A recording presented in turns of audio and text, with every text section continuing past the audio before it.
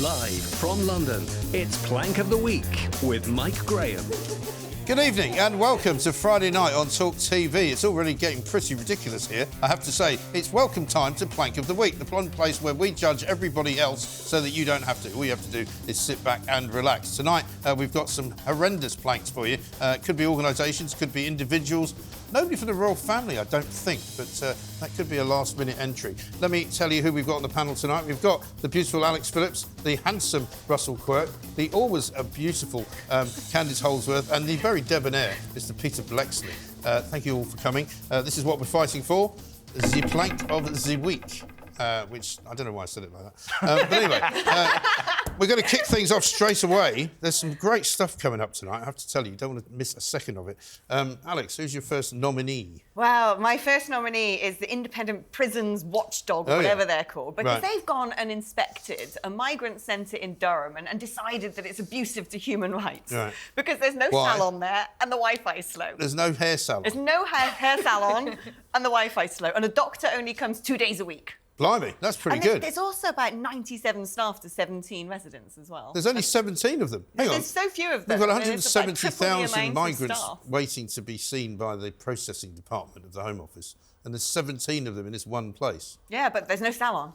Blimey. Reminds you that video that Richard Tice did a few weeks ago, doesn't it? Yeah, in Pimlico. Yeah. He managed to kind of extract all the woes and the concerns of the migrants that were in accommodation that was, a little bit too cold, a little bit too whatever it was. You'd think that there'd be an element of gratitude, wouldn't you? I'm a bit like, welcome to Britain. We have no phone signal. We've established that. No one ever gets phone signal. Being in Britain is wafting your mobile in the air. You can't get a phone signal. Right, exactly. And I mean, sometimes you have to sleep two in a room. And a doctor. Yeah. The last time someone saw a doctor, like the day after, would have been 1986 or something. Well, we might talk about that later. You can actually see a doctor nowadays on a picket line. Go out on strike. But this is not the migrants complaining, as they were to Richard Tice. This is actually the prison watchdog. The prison watchdog. So the wokesters, the kind of woke overseers at the watchdog itself. In this place, they've got nurses on call 24/7. So they can have medical treatment, proper professional medical treatment, any time of day or night. Yeah. All of their entertainment. Have a wake-up call in the morning, full English breakfast, that kind of thing? Yeah. Probably, yeah. So do we think we're getting to a stage, and I know the answer to this, where migrants that come here unlawfully, that are economic migrants, might actually now be being treated better than people that have lived there all their lives? Well, this is true, isn't it? Here's the thing. I mean, I've been saying this week that actually nowadays, because they've now got rooms for migrants that haven't yet been filled, just in case there's a bit of an excess of arrivals, you can actually be coming on a dinghy now and just get on your phone, ring the Home Office and go, look, have you got anything near Peterborough? Because I've got some friends there, I wouldn't mind staying there for a bit. Or have you got another room somewhere down sort of on the seaside Is it a bit like Airbnb? They've got their own migrant Airbnb. They can tick a few boxes. Must have a swimming pool, must have air conditioning, must have fast Wi-Fi. But it's just amazing how chaotic this situation is, and the government's allowed it to get to this point. I mean, apparently the cost of hotels has shot up as well because so many of them are being used for this purpose.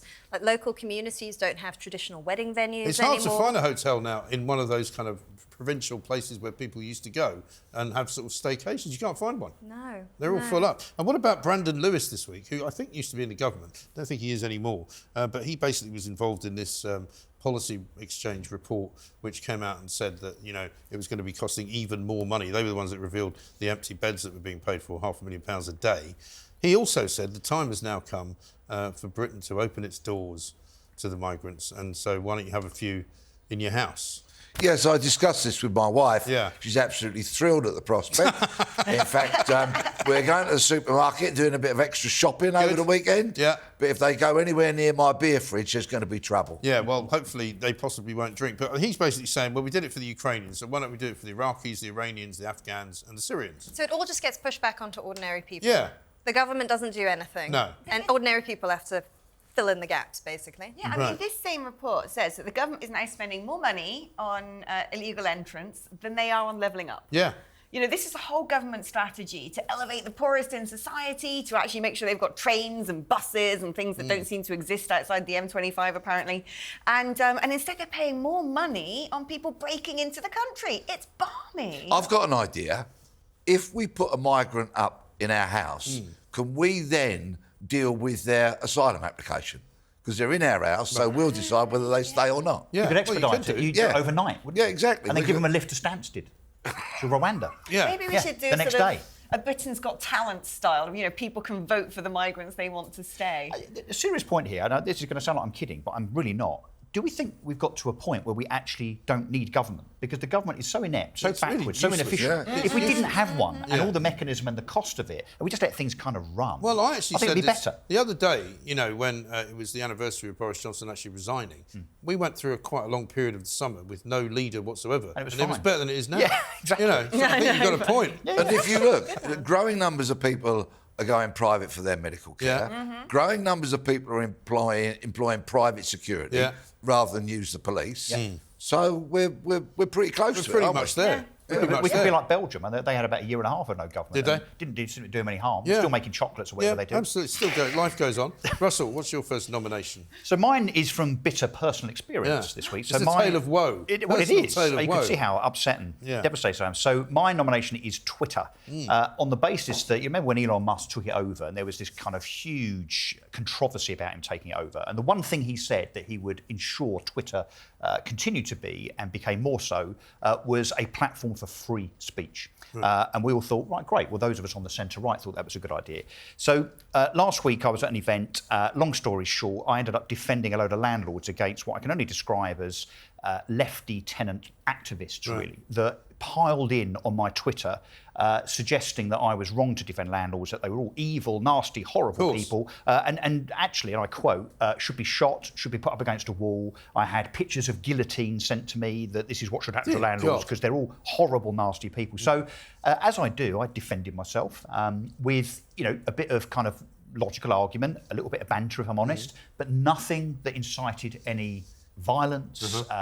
Last time I looked, I don't think tenants are a kind of vulnerable minority group or anything. And as a consequence of my rebuttal, really, my kind of protestations, the lefty pylon merchants decided all to complain about me on the basis that I had an opinion and that I was on the centre-right. I got reported, and Twitter then immediately banned me. They cancelled my account. What was the worst thing you said?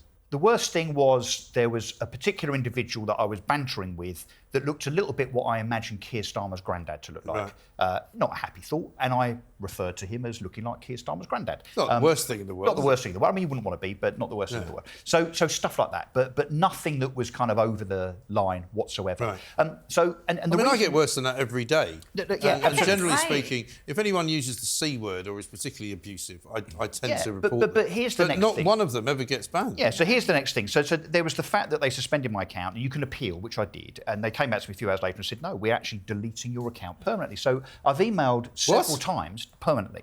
I've emailed several times now to say to Twitter, look, I know you have rules, I know you're a private company, so I get that. Can you please tell me what my offence was? What rule of yours did I break? What did I breach? What is it that I said specifically that you're now saying I fell foul of? And as Peter will know, you know, there's a thing called the rules of natural justice, which means you have a right to know what you're accused of and a right to a defence. They won't tell me. Well, you're not alone. You'll be not surprised to know Jordan Peterson also suffered a similar fate. Let's have a look at how he dealt with it. I should at least know exactly what I did wrong if I am required to acknowledge that my tweet violated the Twitter rules. What rules, you sons of bitches? Up yours, woke moralists. We'll see who cancels who. Twitter's a rat hole in the final analysis, and I have probably contributed to that while trying to use, understand, and master that horrible, toxic platform.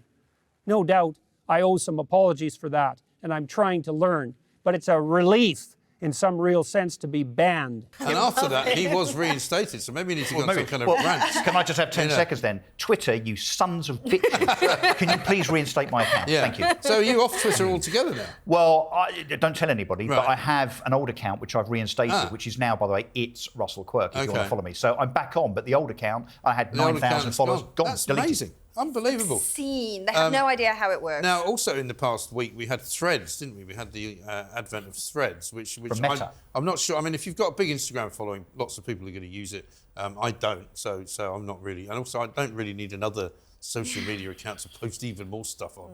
So I'm not too sure about that. But you do know that there is this feud now going on between Elon Musk Well, he's and Mark saying that Zuckerberg. Threads is a copycat and he wants to do something about and it. he So wants him to and sue him, very possibly. They've already booked in sometime in the future some kind of a boxing match. Right, I read about that. But now, the latest turn up for the books is that Elon Musk basically called Mark Zuckerberg a cook. and I don't mean the kind that works in the kitchen. And he said that he wants now to have a different competition with him. It's basically a cock measuring contest. I mean, I kid you not. So now we've got two of the richest men in the world who are about to get them out to see who's the winner. Yeah. Anyway, we'll bring you further news on that, obviously, as and when it happens. Candice, over to you. Yeah, well, from those to another part of the anatomy, this time the female anatomy.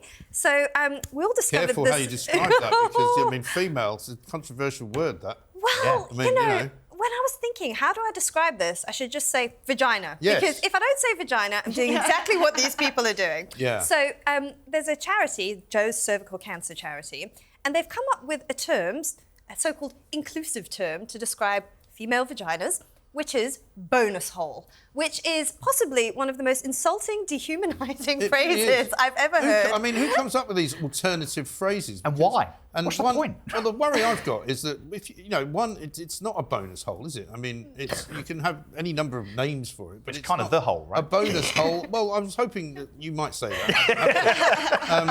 Or alternatively, if that's the bonus hole, what is the other hole? I mean, you get into all sorts of difficulties with this stuff. I know. It sounds like a genre of porn. It really, really, really does. It's deeply, deeply unpleasant. And I know that they're trying not to offend people who identify as male, but the thing is, if someone is so triggered by the accurate description of reality, then you've got to think, like, what are we encouraging here? And I'm so worried about this whole manipulation of reality and science and objective fact to protect people's feelings. It's really, really dystopian. Also, I think it's really offensive, though, because the connotation is, say if your husband mows the lawn, washes the dishes, does a bit of ironing, he can access the bonus hole as some kind of reward, right? So it's taking it away from the fact that people might want to make love to one another because they love each other. Peter, are you describing your life at home with Mrs. Bleksley here? I couldn't possibly confirm or deny that. I think it's more simple than that, isn't it? I think what it's saying is there's the main routes for the traffic, which isn't actually the sort of traditional female route. To me, it's sort of, I do not know how to say this in any other sort of, analogy, but it's sort of suggesting, isn't it, that the norm for fornication is no longer the sort of, the vagina. The main, well, it is also the mainstream method. So it's not simply a sex organ, is it? I mean, you give birth, in that area as well. So why would you just call it a bonus hole, which kind of it objectifies it, doesn't it? Exactly. In order not to sort of upset a few trans people, you're now objectifying an organ of a woman's body, which actually does quite a few different things. And if my wife cooks me a lovely dinner tonight, she might access my bonus balls. Bonus balls? I mean, that sounds like the lottery. Her number's going to come up. It sounds like there's a golf course in Ireland that's got 19 holes on it, right? And if you want to play all 19, you can. For those, so is this an analogy? Is this a real golf course? Well, for those uninitiated, normally you play 18 holes, right? But they've actually got a bonus hole. But I don't know what they're going to do now, because people are going to turn up there going, "We want to play the bonus hole." Yeah, and the barmaid's going to run a mile. Yeah. Or not, perhaps. Let's have a look at Kelly J. Keane, who's very good on these kinds of things, when we were talking about it earlier this week. There's all this focus away from women, it seems. Testicular cancer, for example, uses the word man a lot, and rightly so. Yeah. But when it comes to cervical cancer, I mean, in Canada, they had a page for so-called trans women so they could look at their symptoms of cervical cancer. Well, I mean, I've seen a doctor on the BBC referring to people with prostates, and I was like, "Do you think you mean men? Is that men you're talking about?" Yes, people with prostates. I couldn't believe that, and the same as people with cervixes. And, the whole... But it's almost less accurate. I just don't understand. Why are we trying to eradicate gender? Mangle the language. Why are we trying to eradicate gender? I don't get it. What I don't understand is if you're a man who wants to be a woman and you're scared of the terms for female genitalia, why do you want to be a woman? Right. I don't get it. Right. It kind of goes with the territory. Exactly. If you're really a woman without a vagina, are you really a woman? I mean, I suppose that would be a philosophical question, wouldn't it?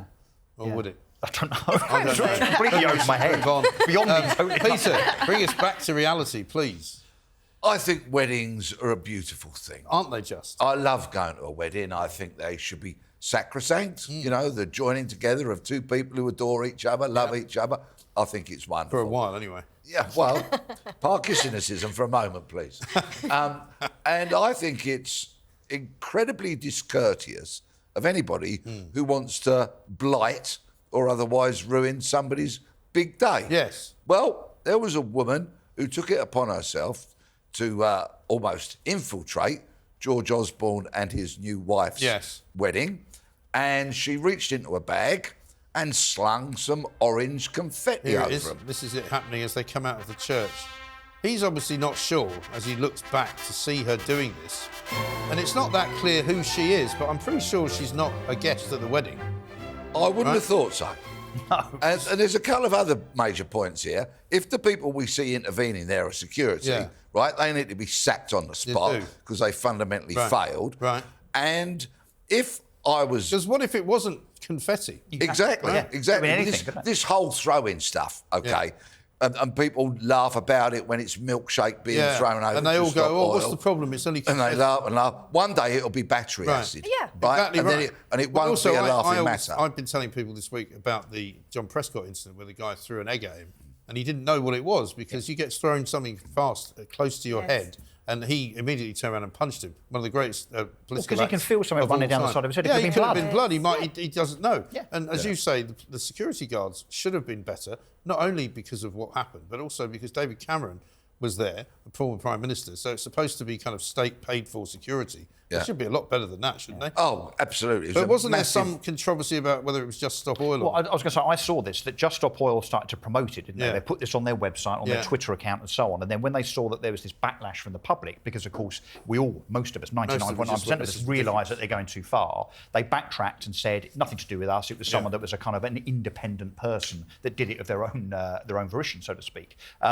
But So maybe coincidence that it was orange confetti. orange confetti, but maybe we are getting to the point where Just Stop Oil realise that they haven't got the kind of the positive feelings of the public on their side anymore. Yeah. Maybe. Well, I think so. I don't think there's any doubt that if it was somebody who was, acting alone, then there's certainly some kind of Just Stop Oil. So we don't think it was George Osborne's cousin having a laugh. I don't think it was. I know there were people saying that. Yeah. Oh, maybe she was a guest at the wedding, but the way that he was looking back at her, I don't think that was true. And also the way that they were sort of pushing her out of the way at the end, I suspect it wasn't. If somebody approached me and my wife in identical circumstances and they weren't invited, we didn't know them, and they put their hand into a bag as they were approaching me and my wife, she would be chewing that pathway quicker than she could get her hand in that bag. You'd now be in trouble. But then I'd ask questions afterwards. I would put the safety of my wife before any antics that clown wanted to get up to. But your point about how this is going to end up being more and more serious, something bad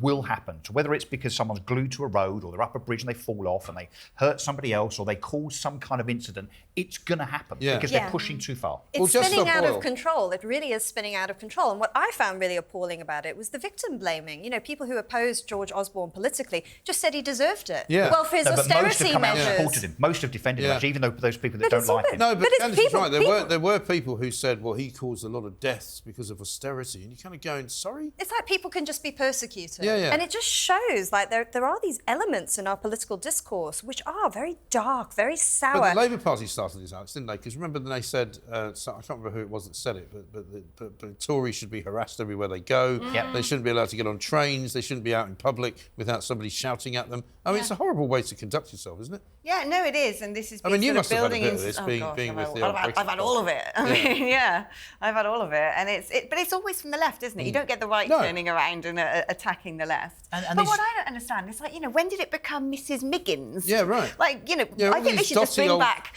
fox hunting because posh bald people don't have anything to do anymore. It's their 30 seconds of fame. They're doing it for their own notoriety. And I tell you what doesn't help is the likes of Andy Murray and Gary Lineker encouraging it by saying, it's fine. I think it's good that you're making a point because no one's getting harmed. It's not a badge of honour, isn't it? Better than that. I mean, it wasn't just Lineker, was it? It was, what's his face as well, your mate from Formula One.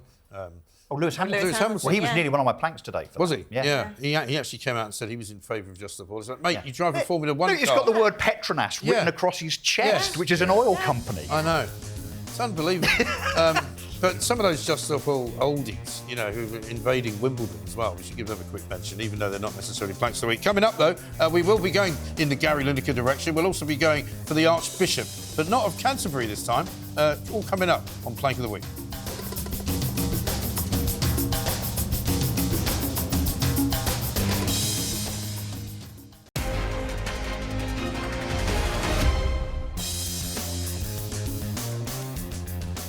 Welcome back to Plank of the Week. It is Friday night, of course, and this is the one place where you find an awful lot of people have done an awful lot of rather stupid things. And it's my turn to give you my first nomination, guys. And I have to say, it hasn't been a great week for the BBC, has it? Is it ever? But this week particularly. I mean, this has been particularly bad, even for them. I mean, they make it onto this show quite a lot. Suddenly, they have to get Tim Davie out, roll him out to announce the annual report of the BBC, which then reveals all of the people who are getting paid rather a lot of money in these difficult times when people can't afford to pay their electricity bill, their mortgages are going through the roof. And some to do not very much. And exactly right. And so, you know, we've got here for you the top 10 list of best paid people at the BBC. And incredibly, Gary Lineker is still up there. He's taken a pay cut, I think, in the last couple of years, but he's still getting 1.35 million to basically just present Match of the Day.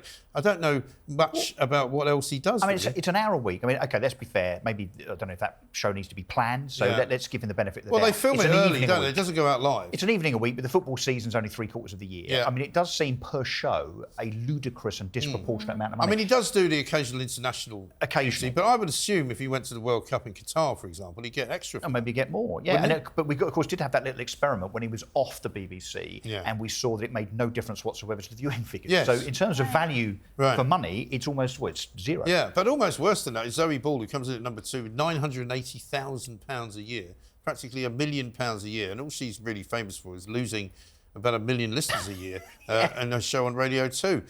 The other one that's really surprised people is Alan Shearer, who is basically Gary Lineker's sidekick, who does even less work than Gary Lineker. He's on nearly £500,000, £445,000. Yeah, but this is what happens, I suppose, when you have an organisation that is not accountable at all. No. Because it's taking taxpayers' money. And they're using our money to pay these people. Yes, and there's no scrutiny whatsoever, no accountability. I mean, Hugh Edwards is the next one. He's number 4 on the list. Now, he apparently is the only news presenter who's been given a pay rise in the last 12 months. And nobody can understand why. Yeah. I don't know why. And he only does the 10 o'clock news, doesn't he? Yeah, he does. I mean, it's a very strange thing to him to be making £435,000. Stephen Nolan underneath him, £400,000. Again, a guy who you might consider to be a bit of a fringe player. He does a bit of a show on BBC Radio 5 Live, but basically most of what he does is in Northern Ireland, so nobody sees it. Fiona Bruce, £395. I mean, the list just goes on and on and on. But it is ludicrous that they have all of this money. And the list that they gave out didn't even include the people who do work through BBC Studios, which is all the Strictly people, all the one-show people, and all the people who sort of do shows independently of the BBC. So that figure doesn't come out. So Claudia Winkleman, you have no idea what she makes. She used to be on £500,000 a year, apparently. Yes. Yeah. But she now does another show. I mean, but the point is that it's now reached ridiculous proportions where more people than ever are now saying to me, I'm not paying my licence fee. I'm just not doing it. After this week, I've given up. I've just cancelled it. I've cancelled the direct debit because they're about to put it up to something like 177 quid a year or something like that. But it's not even good content. You know, we know that... It's rubbish. Particularly what's gone on at Radio 2 recently, where they got rid of the likes of Ken Bruce and so on. You know, their listeners, as you say, with Zoe Ball and so on, have kind of just fallen through the floor. Yeah. But they're still paying those presenters more and more money. I mean, they're almost paying Zoe Ball £1 for every listener that she loses. Yeah, absolutely right. And the other one, who you won't see on the list here because it's a bit further down the table, but 180,000 to John Simpson. Who basically is retired. He appears like twice a year. And he appears whenever somebody invades a country that he's been to a couple of times. And he talks on Zoom from his lounge. Yeah. But the 3 central tenets of the BBC: inform, educate, entertain. Right. Except when they find themselves in the mire, then they won't inform us, they'll have a one-way zone. I think the most ridiculous thing I saw was, I think it was Monday or Tuesday of this week, where there was a BBC reporter standing outside Broadcasting House being interviewed by a BBC newsreader inside Broadcasting House, being asked what the BBC was saying, and he didn't know because the BBC press office hadn't told him anything. Yeah, and I saw a thing. And you're going, sorry. Yeah, I saw a thing this week where they were talking about lessons being learned, and I thought, no, that doesn't happen. Look at Lineker. Bashir was the big one, of course, where, again, 3 or 4 years ago, they said, no, we'll learn lessons from that. Yes. No lessons are being learned at the BBC at all. They just carry on regardless. Yeah, they're not getting on top of it, and the BBC employees themselves are really angry about this because they're like, look at what's happened now. I mean, you should have dealt with this properly, not kicked it under the carpet. Yeah, unbelievable. I'm sure it will run this story. Alex, who's your second nominee? My second nominee is a gentleman who just won Miss Netherlands. Excellent. I refuse to say it's a woman. It's not a woman. It is a man. It is a man. And there he is. His name I don't have here. He's called... Well, he started off as Rick. Right. While he had a it rhymes with Rick. Right. And now he's called Ricky. Does he not Actually, I don't know what's going on in his Netherlands, No. frankly. Right. I mean, you know. In his bonus area. In his bonus Don't you area, think I don't know. Yeah. Don't know. And what is an item in the bagging area? Shouldn't there be a point at which they say, well, you can enter a competition if you are, but without the appendage, but if you still have it, you can't. Just right? stay out of Isn't that an important competitions. distinction? I don't understand this. Why these men really want to beat women. Right. I have this theory actually that a lot of them don't really like women. They want to be women so much they kind of secretly hate us because we are women. Yeah. You think it's a way of usurping women? Kind of, one over on women. I maybe. really do think so. When you look at all these activists, and they sort of shout the word TERF. Right. Oh, yes. They're really unpleasant to women. I think there's a whole lot of misogyny baked into the movement. Huge amounts of it. I mean, did you see that? That what's it called? The Trans activist. Pride Yes, last the activist weekend. guy, yeah. And when the activist screamed, punched her in the face. Yeah. And it turns out that this guy had been imprisoned for kidnapping and violent attempted and murder. violent criminal. I mean, the police came out and said, "Oh, actually, that's okay. He can say that because it's free speech." Yeah. And you're going, no case to you're answer. saying it's okay to tell people to punch women Of course, in the face. now through public pressure, they've changed their mind. Oh, have they? Yeah, apparently they said they will look at it. Oh, really? Surely he wanted world peace, though, when he was interviewed. Everyone in a beauty pageant wants world peace, don't they? It's Rick Valerie, somebody or other, apparently. I'm not a big fan of beauty pageants, right? I just don't, I wouldn't enter one myself. But those women who do really take a lot of time and, care and attention to their look. Here's what I'm going to do for you. I'm going to take you back to the years when things were much more innocent. And this is a Miss South Carolina back in 2007.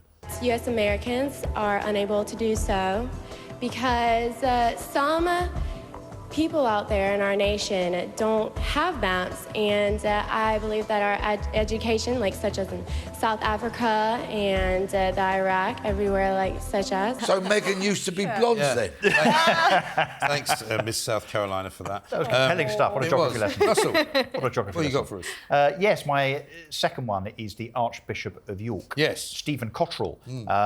Who unbelievably, and I know that we kind of expect this stuff from the clergy because they're as woke as they come. Yes. Has said that in effect we shouldn't hold the Lord's Prayer in such high regard anymore because it starts with the words "Our Father." Yes. So apparently, "Father" as a word Right. is now offensive. Oh, right. The reason it's offensive is because of what he calls the oppressive patriarchy or some such nonsense. Right. And because Was he told God the Father about this? What? Yeah, and I guess that you can't really therefore call it the Lord's Prayer anymore. No. One would imagine. And I don't know what you call priests anymore, whereby, you refer to them as Father. So, I mean, the unintended consequences of what Stephen Cottrell is saying, of course, are ridiculous. So, effectively, he's saying now that, the word Father is offensive. This oppressive patriarchy thing I thought was interesting on the basis that he says, because some fathers are abusive, like I guess some mothers are, some brothers are, some sisters Or are. like some priests are. Some priests are, well, quite a few Catholic ones, that's for sure. But on that basis, point, well made. Yeah. On that basis, we shouldn't use the term father. So I guess we should change the wording of the Lord's Prayer to "Our Parent who are in heaven." What about Mother Teresa? Mother, you can't use that. Well, and also, then if we extend it even further, then we get back to the same old thing around manholes, manager, mankind. We can't use any of those words. It is absolute ludicrous lunacy. It's preposterous. This stuff has to be stopped. Honestly. We've got a clip of the Archbishop of York explaining himself on this one. Sisters and brothers, I don't quite know how I've ended up being the Archbishop of York, but somehow it seems to have happened. Yeah, nobody else can. Yeah, we're all surprised. Well, how We're about all sisters and brothers? Is that all right then? No, you can't say that either. Well, he just said it. It's gender specific. He just said sisters and brothers. It's outrageous. This is the guy who's supposed to represent the church, and what he's doing is just tearing it apart. The central tenet of Christianity is the Father and the Son. The Father gave his Son, and of What course about the Holy old Ghost? HG, the Holy Ghost. I mean, we love Holy the Ghost is a HG. bit more difficult to prove. HG's cool. Yeah. But But it's non-binary. Yeah. Non-binary Holy Ghost. I don't understand why Christians seem to want to expedite the destruction of their religion and allow all these new neo-religions, all these sort of mad modern credos to come in and take the place of essentially a self-help book that's done just fine for 2,000 years. Yep. Yes. No, it's absolute lunacy, and one wonders where this all stops. Really, I think these people, whether they're in politics, they're activists, or whether they're in positions like Stephen Cottrell there as Archbishop of York, it just seems to be it's all about their own silly woke agenda. They're using their status as a platform to kind of to talk about this crazy left-wing agenda that actually I think accidentally we're kind of adopting. Even though there's no mandate electorally. Sort of irony about criticising the gender of God, but not questioning whether God actually exists. Yes. I mean, there is that. That's a given. I mean, there are some people who don't believe in God. Yeah. And they don't really care what gender God is, but they just don't think there is one. And I mean, there's more of them than there are now people who think there is one, aren't there? Yeah. Do you think behind closed doors, all these people get together and go, come on, let's have a laugh? Yeah, right? yeah. What are we going to do? What are we going to trample all over? Yeah. Let's see how far we can push it. Yeah. And Well, I bet maybe you if you just- walked into the middle of a congregation now in the Church of England and said, is God a man? They wouldn't know, would they? No. Wouldn't be able to answer it. Wouldn't be allowed to say. Tricky question. I wasn't prepared for that question. Right, coming up, we're going to go to the West End for some play action. Keir Starmer might make an appearance as well. And there's some more strikes, I'm afraid. This is Plank of the Week.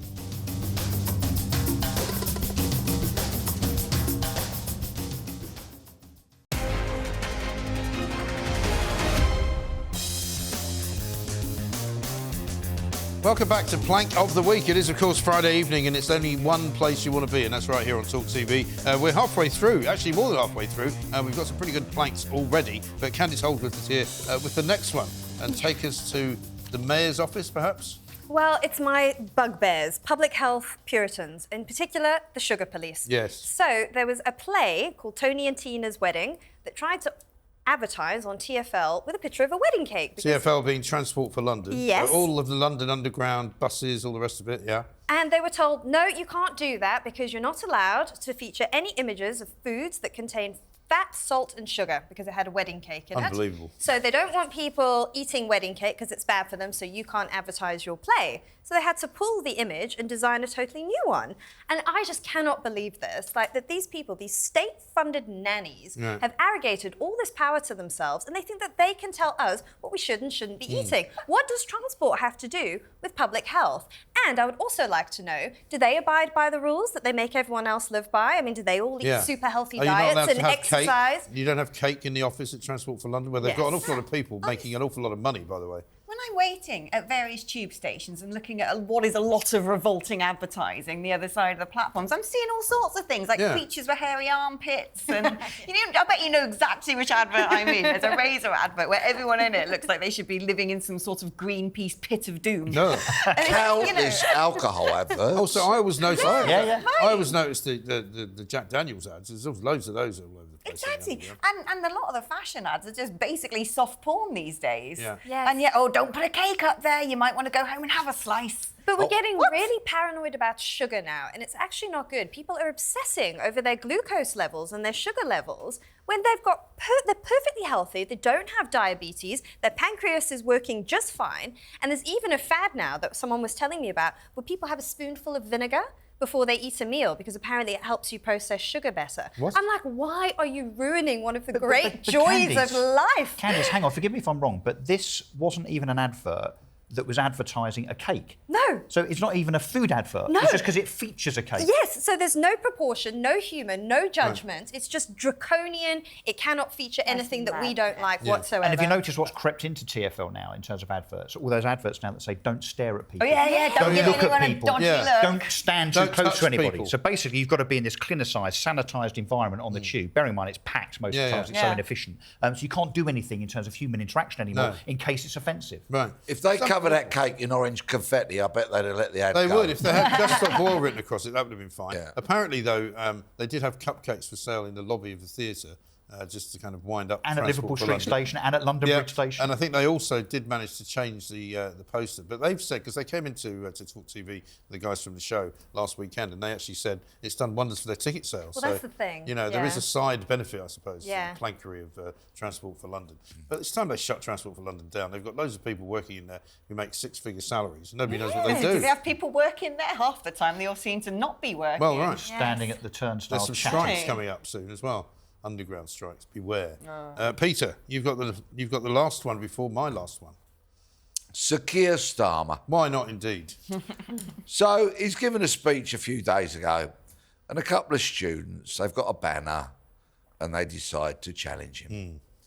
And if you watch Sir Keir's reaction to these students, it is quite astonishing because it is so devoid of any normality, yes, of any intellectual dexterity, no, which you might expect from somebody who wants to be Prime Minister. You might. And quite frankly, if that's the way he challenges a couple of students with a banner, then I ask, is he capable of challenging a despotic leader of another country it does make you with wonder. a nuke? I mean, so far what we know about Keir Starmer is that he can't hold one opinion for very long. He keeps changing his mind every single 5 minutes that he actually utters something. Also, he's got an incredible ability to speak without saying anything.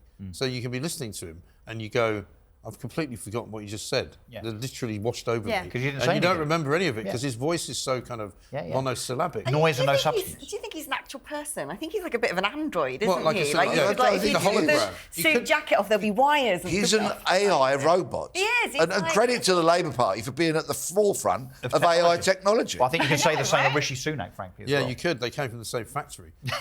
Haven't we got the clip, have we, of the protest itself? Let's have a look at it. Young people want not just economic powers. Pledge, reinstate your pledge for 20 I gave my on the mission on green power. We did that last one. We've done that one. Will you just? Young people want action. We are on the side of economic growth. Will you just let me please get on with this? Thank you very much. We have already. Will you just let me finish this and I'll come and talk to you about it? I'll come and talk to you about it. Now, there's a threat that you'd be worried about. So whatever you do, don't come and talk to us about it. Please, no. Yeah. So the robot is voice operated, obviously, yeah? And somebody's going, face the front, because when he turns back and then he turns back again, then he turns back, and they're issuing the orders, and it's anything. I mean, it's just so devoid He's not great. of any He's not great at thinking on his spontaneity. feet. But I think what was really telling was his response was to say, "No, we did that last week." Almost like in his head, he's got this list of announcements and policies that he has to tick off one week after the other. So no substance, no ideology, no passion. Yeah, yeah. He doesn't really care about it. No, I've done that.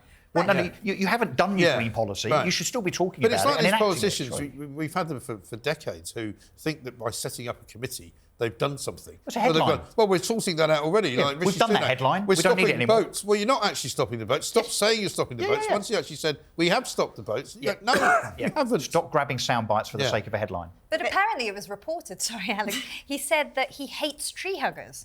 Yes. So now he's claiming he hates tree huggers. I mean, the flip-flopping and the shape-shifting is a very real thing with him.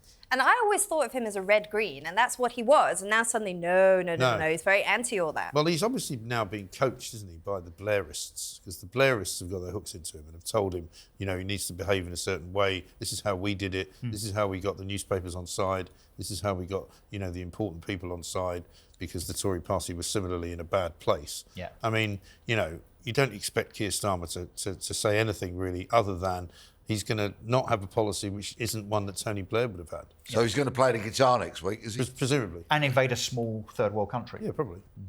I think what's delightful about this is just the left-wing cannibalism, though. Yeah. It's beautiful. I mean, they haven't had this, have they? They don't ever have to suffer the orange powder and the protesters and the milkshakes. And, the more that Keir Starmer has to drift to try and, keep the red wall support, the more they're going to get exactly this stuff happen. And I'm going to be sitting there with my box of popcorn like, oh, yeah. Yeah, it was like when Just Stop Oil went and sat in front of the Pride bus.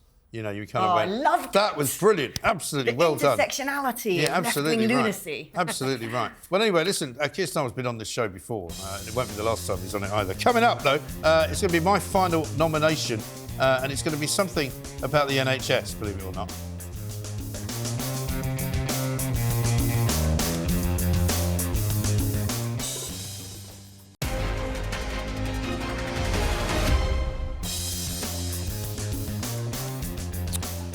Welcome back to the final furlong. We're in Plank of the Week territory and we're getting very close to the time when I decide who's won it.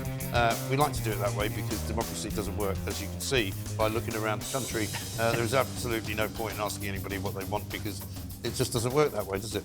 So I'm going to come up with something that everybody really, really hates, and that is strikes. But this week it's doctors Doctors have gone on strike again. They went out on Thursday, they went out on Friday, they're going to be out Saturday, Sunday, Monday. 5-day strike for the junior doctors, whose average pay is £128,000 a year.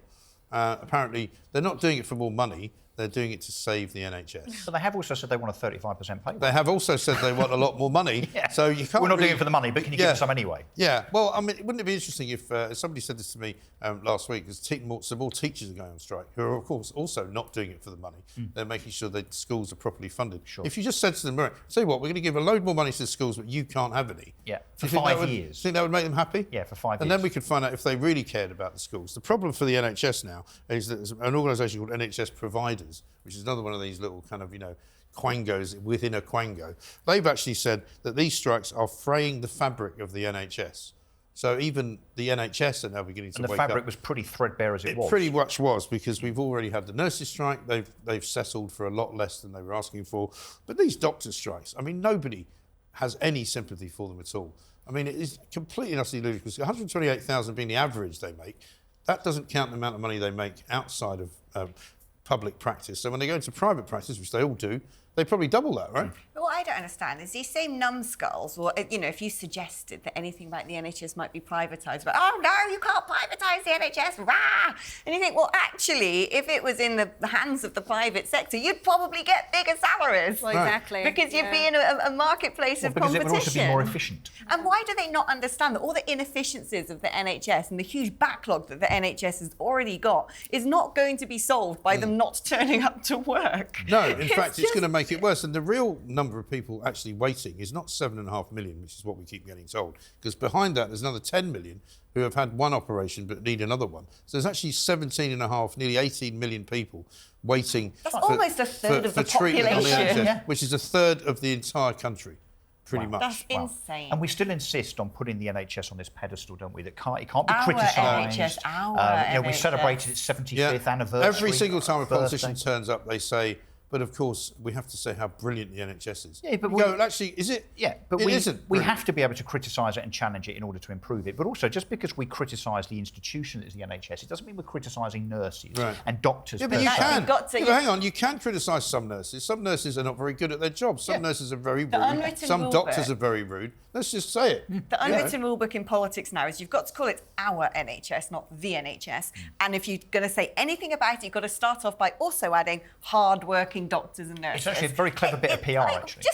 Why? And it's such a problem because, this weekend, the Conservative MP, Theodora Clark, said when she'd just given birth, a nurse, she called for help from a nurse, and the nurse came in and said, not my baby, not my problem. Now, that is not someone who's behaving like a saint. That's someone who's behaving appallingly. And you're seeing more and more of this in maternity care, where actually a lot needs to change. According to people who are experts in the field, going into hospital now to have a baby is actually dangerous. That's what they were saying this week. My postpartum care was not good. Yeah. It was poor. It was really poor. And my mother, who gave birth in the 80s and 90s, was actually shocked by it. She felt that it had actually gotten worse since she'd had children. And that's saying something, right? And I think the rhetoric that this is, Rishi Sunak's fault, Steve Barclay's fault, Boris Johnson's fault, Theresa May's fault, David Cameron's fault. It's every Tory MP you can think of. Yeah, so yes, they technically hold the purse strings, but, David Cameron didn't deliver babies.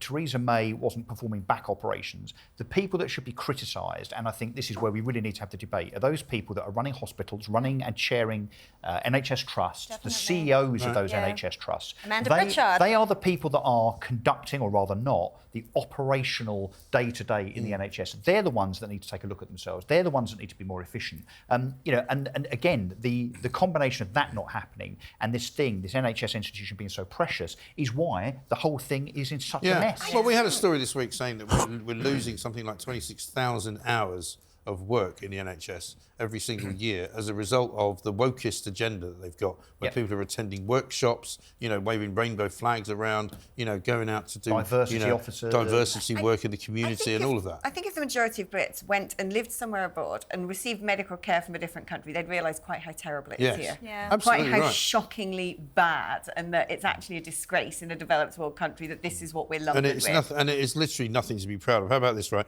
More than 500,000 appointments and procedures procedures have been cancelled due to NHS staff strikes since December.